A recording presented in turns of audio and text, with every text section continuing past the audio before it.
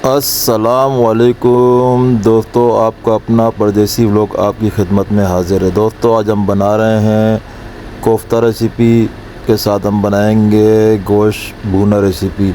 आप दोनों रेसिपी को देखें, वॉच करें। और आज हमने आपको बिल्कुल भी नहीं बताना, आपने सिर्फ देखना है कि ये दोनों रेसिपी हम किस तरह बनाते हैं। तो चलते हैं दोस्तों अपनी रेसिपी की तरफ।